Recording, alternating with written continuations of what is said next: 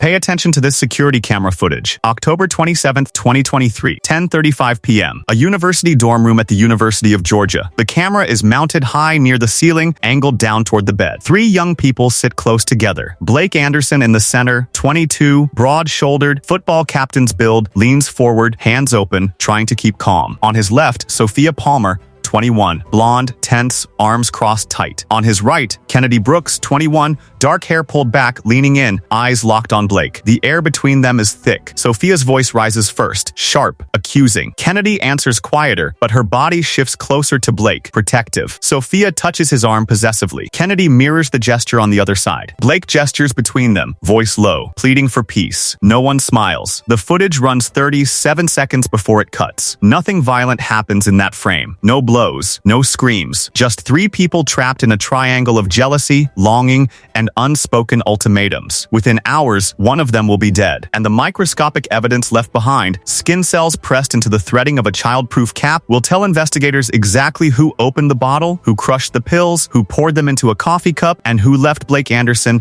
to die alone in his car. October 28, 2023, 6:47 a.m. East parking lot near Sanford Stadium. A campus security officer on routine patrol notices a black Jeep Cherokee still parked where it was the night before. He approaches, shines his flashlight through the driver's side glass. Blake Anderson sits slumped against the seatbelt, head forward, unresponsive. The officer taps the window. No movement. He radios it in. Paramedics arrive at 6:54. Just an empty coffee cup in the center console and an empty prescription pill bottle on the passenger seat. Label torn off. Child-proof cap still threaded tight. The medical examiner arrives. Initial assessment, probable overdose. Toxicology later confirms lethal concentration of zolpidem, Ambien, mixed with caffeine from the coffee. The combination accelerated respiratory depression. Blake would have felt drowsy within 20 minutes, disoriented soon after, unconscious within the hour. Death between midnight and 2 a.m. This was not accidental. This was not suicide. Someone gave him those pills. Someone watched the medication take hold. Someone walked away. To understand who killed Blake Anderson, you have to understand the three people in that dorm room footage and the impossible choice that night forced on all of them. Blake Anderson was 22, senior, linebacker, team captain, 6'3", quick off the line, natural leader, recruited on partial scholarship from a small Georgia town. Everyone on campus knew his name. Teammates respected him. Professors liked him. He carried pressure quietly. Grades, plays, expectations, but he never complained. Off the field, he was gentle, funny, the guy who remembered birthdays and checked in when someone was down. His personal life, though, had become a tangle he couldn't untie. Sophia Palmer was 21, junior, marketing major, blonde, polished, always put together, daughter of a corporate attorney and a real estate broker, grew up in Alpharetta with everything handed to her. She and Blake started dating in February 2023. 8 months of intensity, passionate highs, explosive lows. They broke up and reconciled 4 times. Each cycle left more damage. Sophia was possessive, tracked his location, checked his phone, appeared unannounced at parties or practice. Blake's teammates warned him it wasn't healthy. He always went back. He said he loved her fire. He said he could handle it. Kennedy Brooks was also 21, junior, pre-med, full academic scholarship, quiet, focused, top grades. Mother a nurse, father a construction foreman. She worked part-time at the library to help with expenses. She met Blake freshman year in biology. Study partners first, then close friends. Late-night review sessions turned into coffee runs, long walks across campus, conversations about everything and nothing. Kennedy was the steady one, the person Blake called when practice went badly, when Sophia and he fought, when he needed someone who listened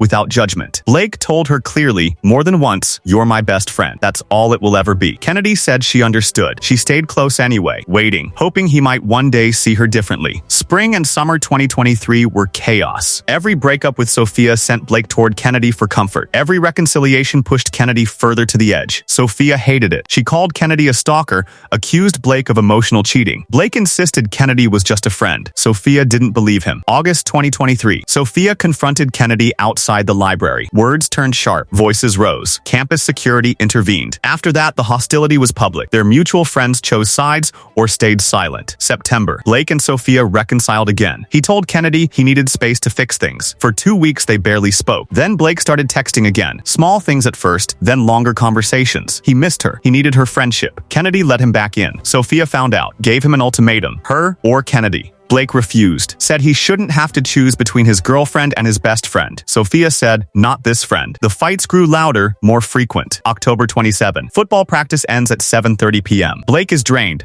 Physically from drills, emotionally from the constant tension. He texts Sophia, wants to talk seriously about their future. She agrees. He also texts Kennedy, needs to talk. She agrees. He invites both to his dorm room. He tells neither that the other is coming. 9:45 p.m. Sophia arrives. Hallway camera shows her entering the building, walking to his door. Blake lets her in. 10:15 p.m. Kennedy arrives. Hallway camera captures her surprise when Blake opens the door and Sophia is visible inside. She hesitates. Blake asks her to stay, says they all need to talk. Kennedy steps in. 10:20 to 10:52 p.m. The room camera records it all. Blake sits on the bed center. Sophia left. Kennedy right. Tension crackles. Sophia gestures sharply. Voice rises. Fragments audible through muffled audio. Choose. Done with this. Her or me. Kennedy leans forward. Defensive. Quieter but firm. Blake tries to mediate. Hands up. Voice steady. Pleading for calm. At 10:52, Sophia stands abruptly, grabs her jacket, storms out. Door slams. Hallway footage shows her leaving the building fast, posture rigid. Angry. Blake and Kennedy are alone. The room camera shows them sitting closer now. Kennedy touches his arm, comforting. Blake looks exhausted. They talk softly for 10 minutes. Then both stand. They leave together. 11:04 p.m. hallway footage captures them exiting the dorm. They walk toward the east parking lot. A witness later confirms seeing them get into Blake's Jeep, Kennedy passenger, Blake driving. They drive off campus. That is the last confirmed sighting of Blake alive. 6:47 a.m. October 28. Campus security finds the Jeep still parked in the east lot. Fogged windows. Blake slumped in the driver's seat, dead. Empty coffee cup in the console. Empty Ambien bottle on the passenger seat, cap threaded tight, label ripped away. Toxicology, lethal zolpidem level. Combined with caffeine, it created rapid sedation,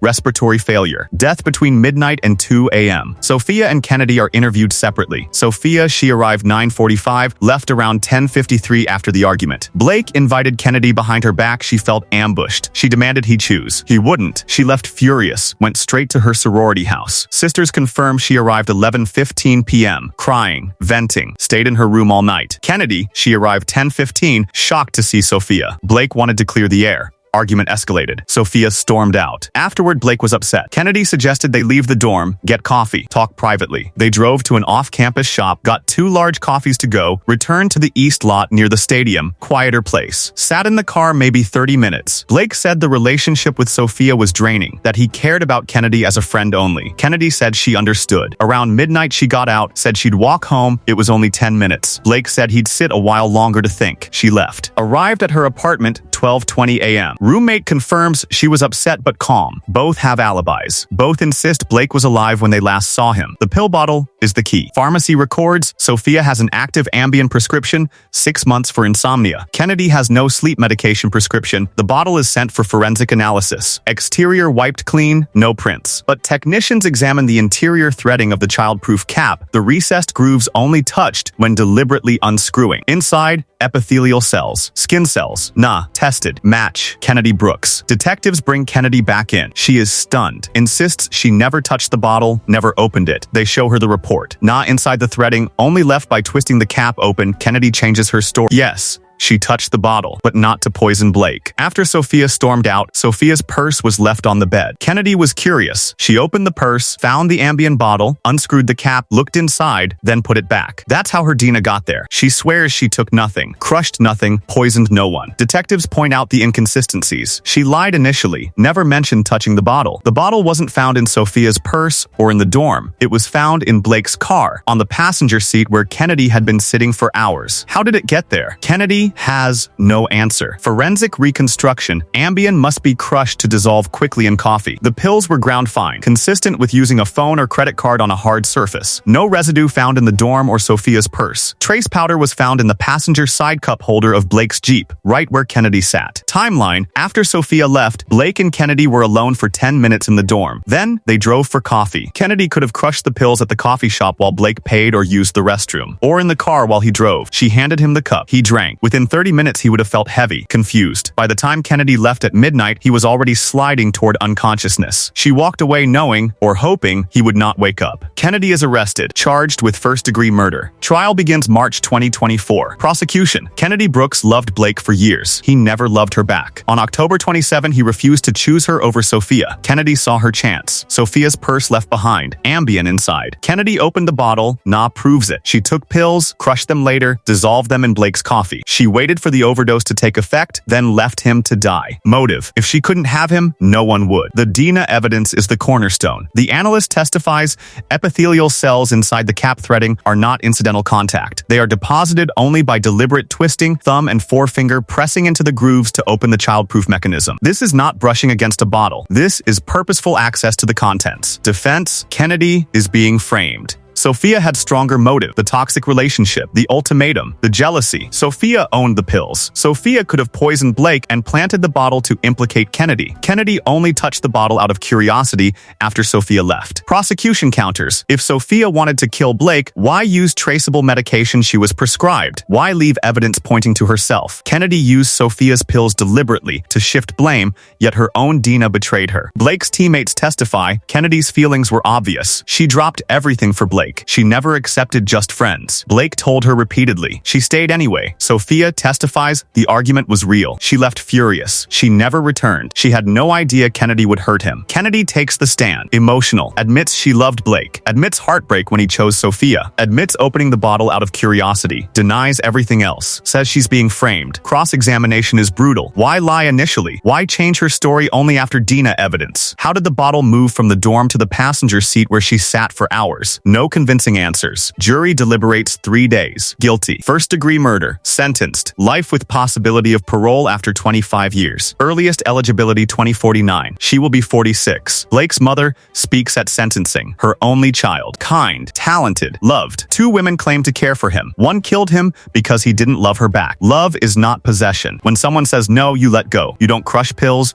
You don't watch them die. The security footage from that dorm room shows the last moment all 3 were alive together. 3 people, 1 choice, 2 walked away. The Dina inside a childproof cap told the rest. Some love stories end with heartbreak. Others end with a toxicology report. Blake trusted Kennedy. She killed him for it. And no appeal, no letter from prison, no denial will ever change the microscopic truth pressed into those plastic threads.